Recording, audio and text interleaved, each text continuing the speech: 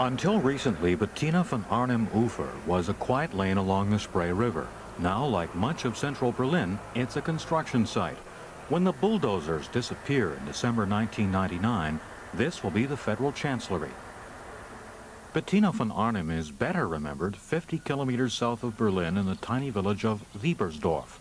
She moved to this manor house in 1814, shortly after marrying the romantic writer Achim von Arnim. Now it's a state-funded artists' retreat.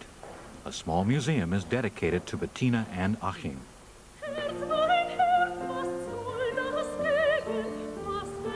In those days, Schloss Wiebersdorf had little of its present-day splendor, but was a poor and shabby farming estate, short on cash and buried in debt.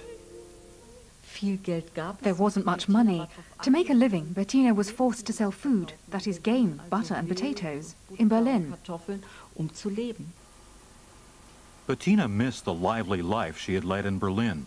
In 1819, she moved back there with her children, and after that, she and Achim led separate lives in city and country. In those days, it was considered a most unusual marriage.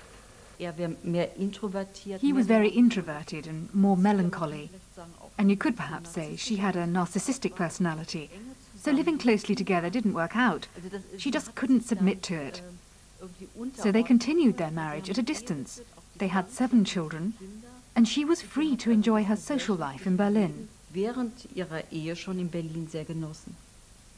Born into an illustrious Frankfurt mercantile family, Bettina had grown up surrounded by literature and learning.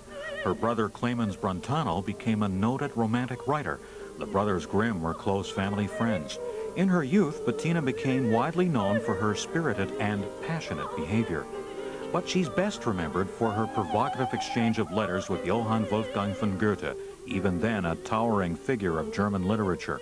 Bettina published the letters many years later in 1835, and the book, Goethe's Correspondence with a Child, caused a furor. When she donated the manuscript to the convent where she had gone to school, the nuns burned it as ungodly literature.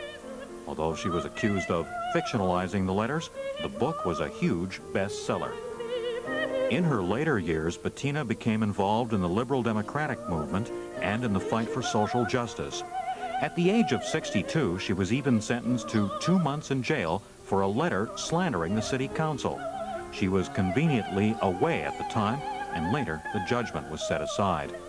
She moved many times, but her final residence in Berlin was a splendid apartment on what was then the fringe of the city, close to the riverbank which now bears her name.